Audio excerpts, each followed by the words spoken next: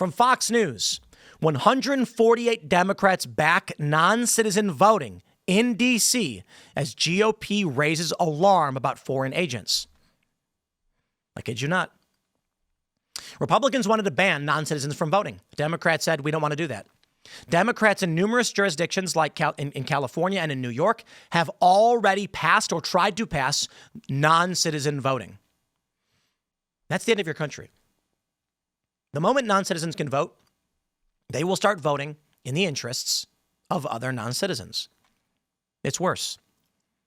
A Democratic lawmaker in Minnesota says her family fraudulently came to this country and fraudulently gained U.S. citizenship, and now she's a Democratic representative in Minnesota. This looks like it's going to get really bad. Now, Donald Trump can take some action. He is taking action. The question is, will he take enough action to actually quell this? If he does, what will Democrats do? To talk about history and what's going on, we've got, let me pull this up. We got Rudyard Lynch joining us. Let me get the camera set up and everything running. Usually takes about 3 to 5 seconds to get it to boot up. And I think we are booted up. It is currently loading. Uh-oh. It appears to not be working. Well, sometimes that happens. What can I do about it?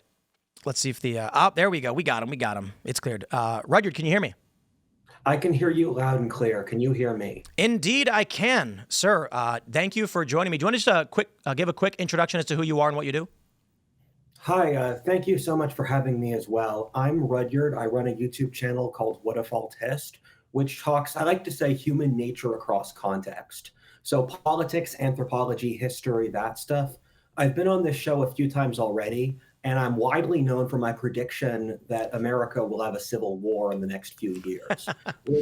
Me too. Continue. Sorry. You were going to say something. Okay.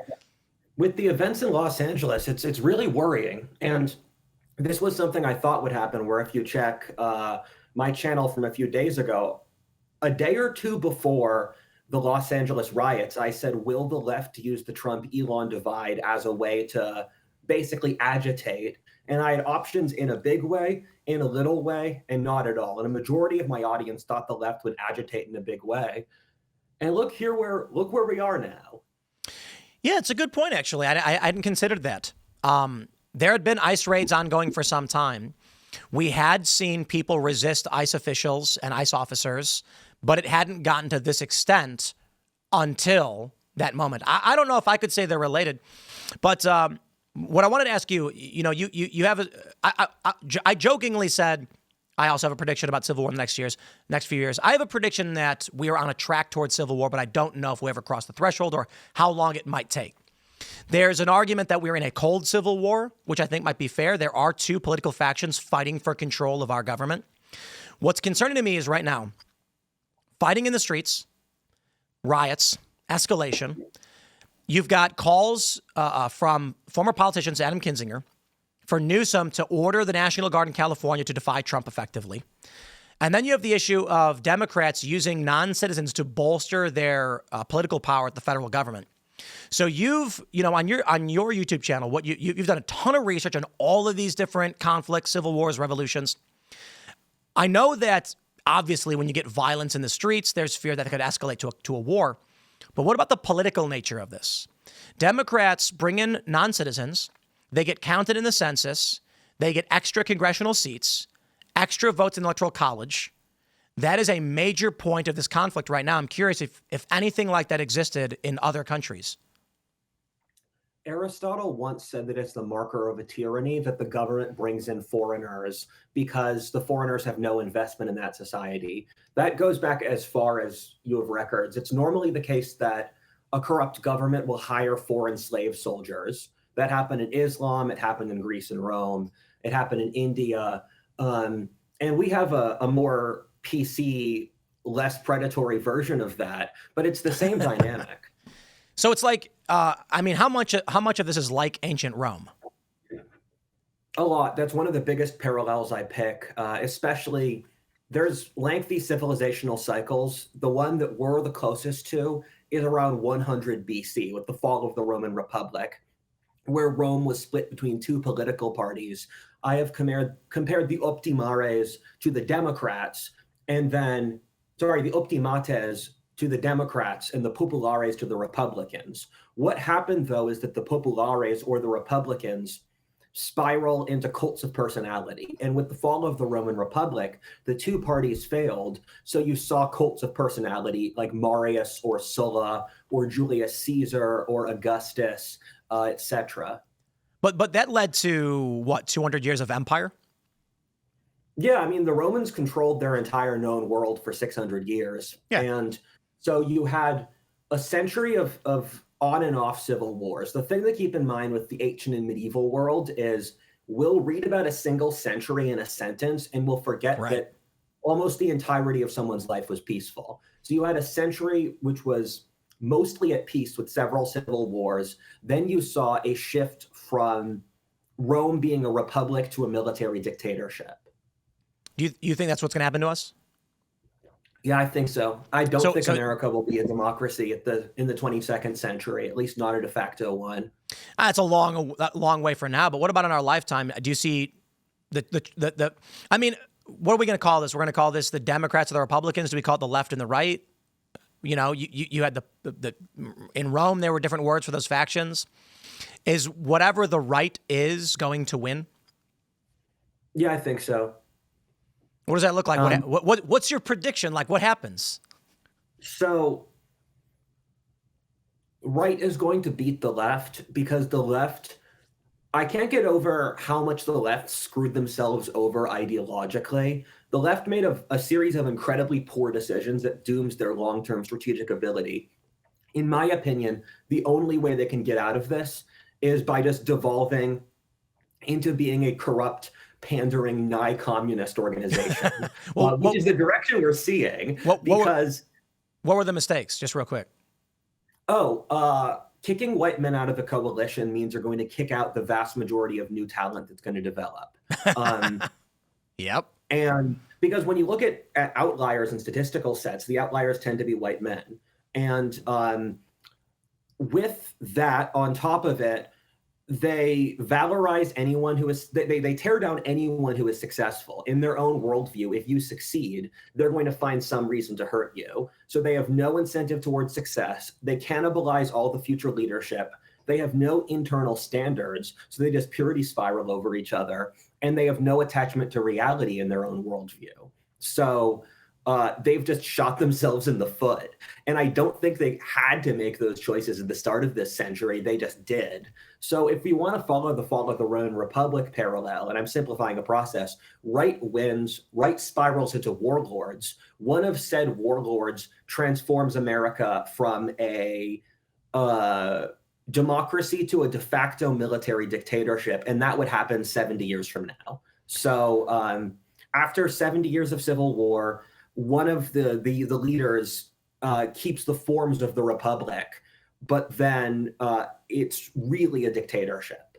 So right now in the short term, what can we expect to see? Is it going to be this prolonged street conflict, back and forth, political corruption for decades?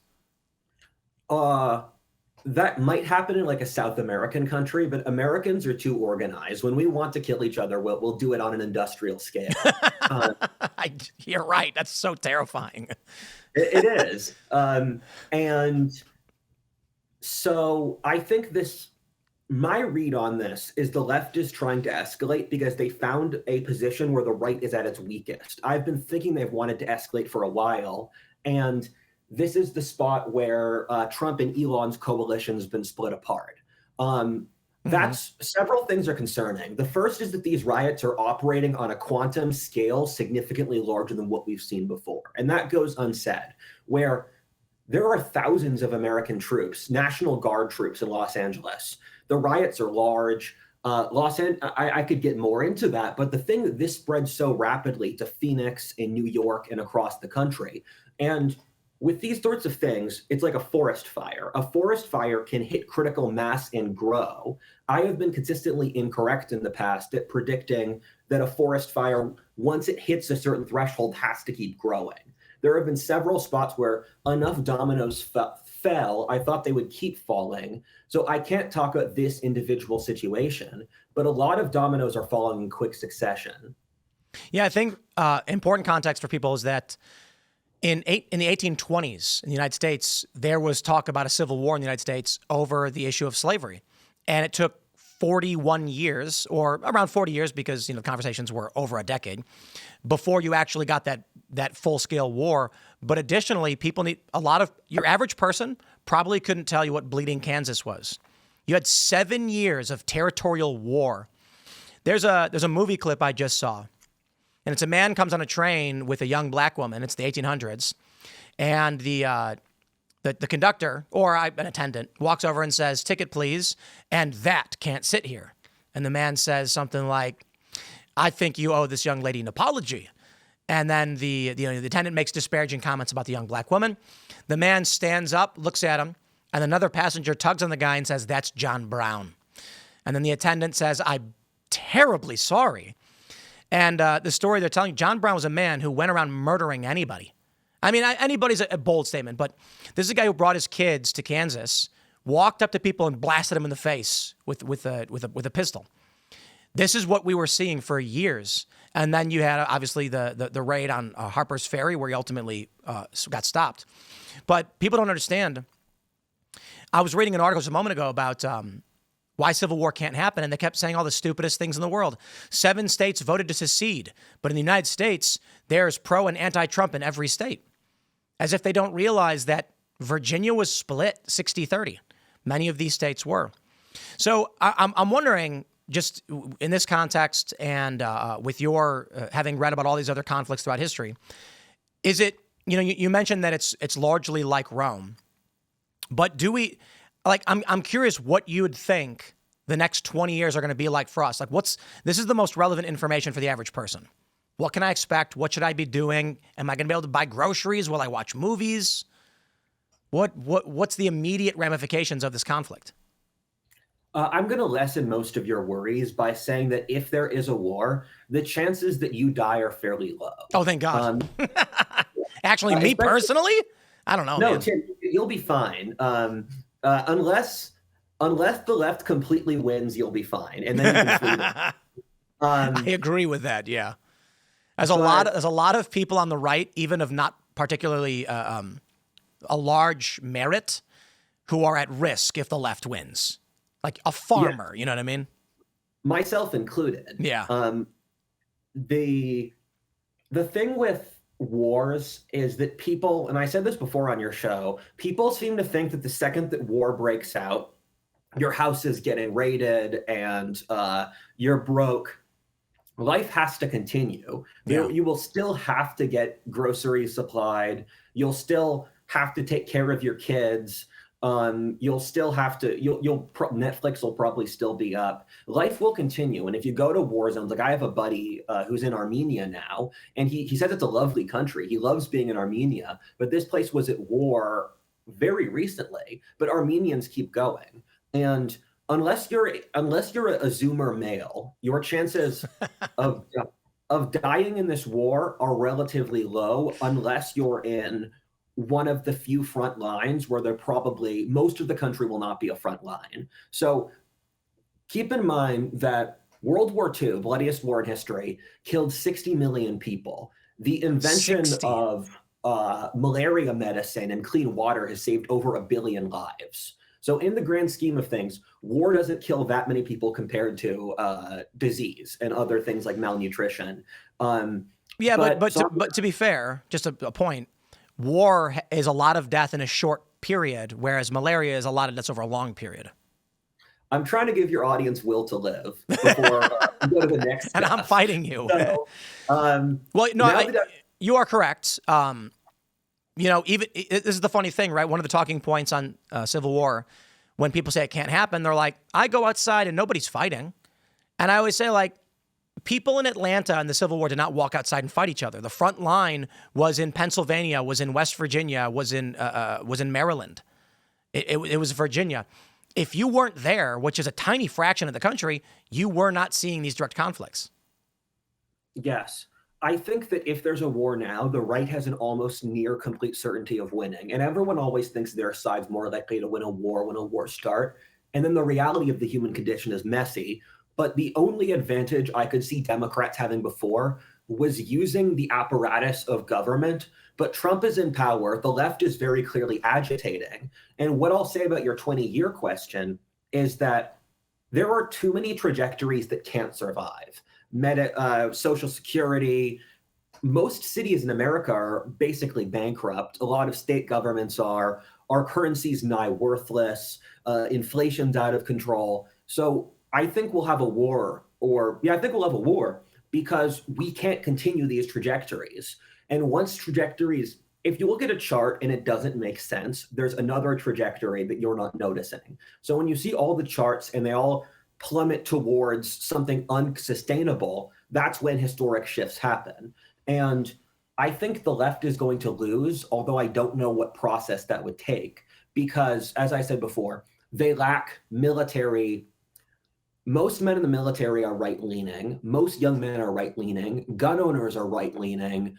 The right has it has a centralized territory. It has the resources. It has the food. It has the electricity. It has the oil. And the only way I think a war like this could start would be the left is so diluted that they haven't put all those pieces together. Yeah, I think it's funny when they kept making the argument, I suppose, in the last 4 years in the Biden administration, when these articles pop up and they periodically do about civil war, they say, what is these fat rednecks, and they show like a guy in a wheelchair with his belly sticking out, is going to go up against the Marines. And it's just like the military is more right-leaning and it depends on the severity of how things go in this country. But yeah, right now, Trump is in power.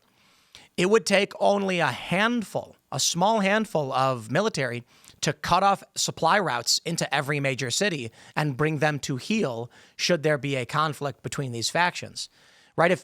If LA wants to riot and these truly grow out of control, and then you have, let's say, 97% of the population of LA is in revolt against the U.S., against the federal authority, and the state and local governments start defying federal authorities, they just blockade the city.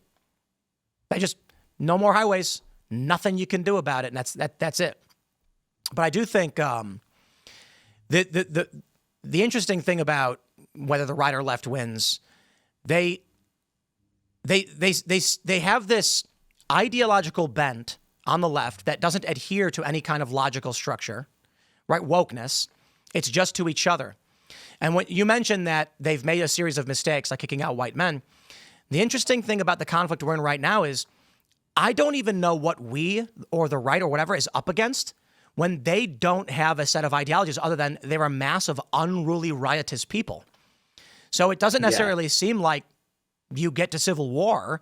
It seems like Trump goes in and just rigidly forces control in these liberal areas. I've been on a huge reading binge on the psychology of the French Revolution because I stumbled into a really smart 19th. The French Revolution had a lot of really smart stuff written about it because there was over a century when Europeans were trying to figure out what happened. And the current ideology of the left is the same as the French Revolution, where if you looked at the political positions of French revolutionaries, they were basically shit libs. And that they, unlike Marxism, which is this set up worldview with their incorrect religion and its complex theological structure, the French Revolution, it's just sort of incoherent ideas of let's get rid of the establishment. And there's this Overton window of people who want to get rid of religion and create the cult of reason, where in France, they literally banned Christianity. Yeah. And the ideology of the French Revolution, it was Reddit atheism. It wasn't communism. It was these kind of vaguely understood concepts that we should liberate people. But the problem is that the French Revolution, they were delusional. They thought that all of Europe would erupt into socialist revolutions, which is what they thought in the Russian Revolution, where it's difficult to not discount how delusional the left can be when revolution's on the line. They always think that the entire world is on the verge of global revolution. And from the interviews I was looking at from the Los Angeles protests, this seems highly Marxist. Yep. And so the thing with the French Revolution is that it was completely incoherent. The French Revolution could never form an independent government. It was always spiraling into civil war and internal issues, where France won because they had the best military in Europe. And then the military unseated the civilian government. And in America, we don't have the same dynamic where those kinds of people could seize power. And we also have our own competent military with its own trajectory, like France did. Yeah, and I think France was actually several revolutions, and in between that was an emperor. I believe after the first one, Yeah. Napoleon was like, "I can just take whatever I want." These people are incoherent. That's what I see. There's a video of a guy yelling at National Guardsmen that's gone viral, and he's saying, "You think you're so big with that assault rifle? You should be on this side. You're on the wrong side of history." It's like you're saying these people seem to think, and I'll put it this way. In order to be in a cult, you have to really think you're the center of the universe. And so these people are in this group being told they are the right side of history. They are the majority. Everyone agrees with them. And they really believe it. And I think they'll be in for a rude awakening because the average person just wants to watch UFC, football, and eat chicken wings. Yeah, you're completely right, and that's true on an unironic level. If you study the philosophers they pull thought from, like Hegel or Marx, they literally think progress is a god, the force of history is a god, and then the force of history demands greater equality. If you study leftist thinking, they actually say that. And so they do literally think that progress is a god, where if they follow the will of the god of progress, they'll get rewarded. But the problem with that is just it's all incorrect. They think by adding more assumptions, they're smarter, but they're actually stupider. There's a viral video going around of Sam Tripoli. He was on Rogan's podcast 2 years ago. And he gets asked, "You have a conspiracy." Joe said to wait, "What is it?" And Sam says, "All the gay pride stuff's going to go away. And we are going to see immigration riots right around the time of the election, 2024 election, because this is the Bolshevik war." Do you think there are is that fair to say that we have parallels with the Bolshevik Revolution and Bolshevik War? Of course. I mean, back in the 18th century with the French Revolution, there were thinkers in the French left who wanted to create a migration from Africa to conquer Europe. Where going back to the 1700s, leftist thinkers have wanted to create agitation in the third world, then use mass migration to destroy the first world. This was a pre-established part of leftist thought. And I mean, it's the same religion where leftism is a single religion with core beliefs that will replicate the same behavior. So it's completely reasonable to look to previous leftist revolutions. It kind of sounds like that's what they're doing with mass migration. Of course. I mean, the funny thing is that the left openly says all the things it believes. If you read the thinkers who took over the institutions like Gramsci or Foucault or Marcuse or these people, they openly say, we are using these ideas to attain communism for the revolution to destroy Western civilization. We're just idiots for falling for it. This is all a pre-established plan they have now. But if it makes you folks feel better, the communists have lost. Their entire historic trajectory has been a failure. They might win a few more victories, but that will not stop so they are on the wrong. If you believe you are on the right side of history, you will end up on the wrong side of history. So I guess what is the downside of, say, Trump goes into California? Let's say this escalates. The National Guard is there. Newsom is defying Trump. You've got this Democrat rep who says she's an illegal immigrant who obtained her citizenship, though, however, but that would make it fraudulent. Let's say Trump says citizenship revoked. We're arresting, he arrests 10 million illegal immigrants. Not all, that's 20 million, but let's say he arrests 10 million, deports them all. Let's say he wins, solidifies government. Republicans then have, there's a shift in the electorate. Republicans now have a 20-seat majority. The Republicans are winning 70% electoral college vote for the next 10 years. What's bad about that? I mean, it's great for us. It's bad for them. And that's the calculus. Where Okay. The reason they're starting a war is they know that they're going to lose on the current trajectory, where their only strategy left is shameless race baiting. So they're trying to double down on shameless race baiting because Trump has hurt their bureaucracy strategy. And so they know they're in a desperate place. They know that companies are getting rid of them. They know the public doesn't believe in their concept of reality anymore. And so they're desperate. And every major industrial war was fought out of desperation. World War I was every country in Europe thinking the Industrial Revolution would mean they'd get crushed. World War II was Nazi Germany trying to conquer before Russia grew strong again. Civil War was the South knew that the North's industrialization would destroy them. So most wars in the industrial world stem from desperation, where I believe the left is in a desperate spot where they know they're going to lose. So they're trying to force the hand as a way to seize control of the institutions so that the right can't win. And the scary thing is that strategy, it nearly worked in Europe. You look at Germany and France, where they've done truly horrible things to the fairly moderate right-wing opposition parties. Canada, they've been arresting politicians. They've been declaring certain right-wing politicians ineligible to run. But I guess if you're predicting civil war comes in the next few years, there is one thing to consider, and that's Strauss-Howe generational theory, which predicts that I think within 1 year, we should be entering a serious, the fourth turning, they call it, should begin between 26 and 28. And it's supposed to be some kind of war or conflict. 80 years ago, we had the World Wars. 80 years before that, we had Civil War. 80 years before that, it was the American Revolution. We are now 80 years on. And the expectation is next year should begin the spark.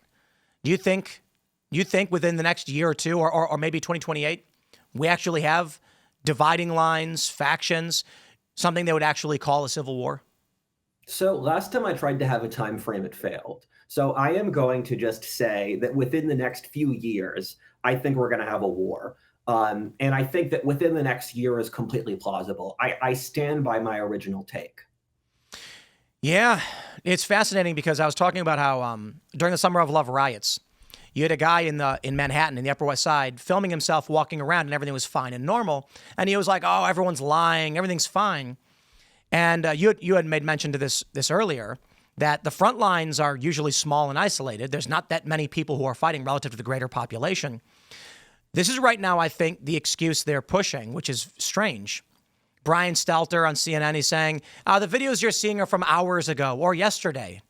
And it's just, so what? I mean, this is happening. And I think it'll be a rude awakening for a lot of these people when they are told, oh, don't worry, the conflict is miles away. It's just a few hundred people fighting by the Capitol. And then a military base is taken over. A bunch of guys come out with guns. And then someone appears on the TV and says, no one will be allowed to go outside anymore. And they're like, wait, how's that happening? I thought it was a small thing in the middle of nowhere. Yeah, that's how these things are. I mean, something I want to say again is in the left's moral code, it's completely permissible for them to lie. The left doesn't have a moral thing against lying because if it helps push progress, it's acceptable. Yep. So of course they're going to obfuscate and lie about it. But I mean, in historic empires, there's this constant story of that the emperor doesn't even realize that there's a war going on until the barbarians are scaling the walls. And that's happened at least several times in history, especially so in Asia, where the elites have so isolated themselves from reality. And they've dealt with this by building a higher wall between them and reality. But that's not going to work, where it's crazy that our elite believes that this is the end of history, that agnostic social democracy is the end point of the human condition, where Plato, Crusades, that's all stupid. They should have just read John Rawls. And they should have just realized that agnostic social democracy is the highest system. But that's not how this works, because in that worldview, they get to hold power forever and they never get to be held accountable. Yeah. Well, Rudyard, it's been a blast. Thanks for joining me and discussing all this stuff. Where can people find you? It's a pleasure as always. You guys can check me out at What If Alt Hist or my second channel, History 102. Thank you so much for having me. Thanks for joining. We'll see you next time. Peace. That is Rudyard Lynch. Where am I at over here? He's a smart guy. He had this prediction about 1,000 deaths by April. He was wrong. And that's why I was saying my timeline was wrong before, so I'm going to be careful here. But I think what he's done right, what he's got right, is that looking at all of these historic conflicts, you see the parallels. I think the reality is predicting civil war is stupid when you're saying something like, in America, this is how civil war was. In the Bolshevik Revolution, this is how civil war was. In the French Revolution, in the Syrian Civil War, in the Spanish Civil War, blah, blah, blah. The reality is that humans have tendencies. And the reason why we see parallels all the time is because humans are actually somewhat predictable. People want food. If there's no food, they revolt. Kind of obvious. Leaders become lazy when society grows fat. And so you have these stories of emperors. I believe it was China, where the guy, I forgot the emperor's name, he didn't even know he was under siege and at war until they had stormed the capital. We will see, my friends. I do agree the right's going to win for a variety of reasons. The left lacks an ideological system other than adherence to their cult. We'll see. We're going to gear for that raid on our friend Russell Brand, so smash the like button. Share the show with everyone you know. Russell Brand is coming up right now. You can follow me on X and Instagram at Timcast. Of course, I'm your host, Tim Pool, for this noon hour. It is now 1. We'll be sending you over to our friend Russell Brand. But we're back tonight at 8 p.m. Timcast IRL. Don't miss it. Share the show with everyone you know. And I mean everyone. Thanks for hanging out, and we'll see you all tonight.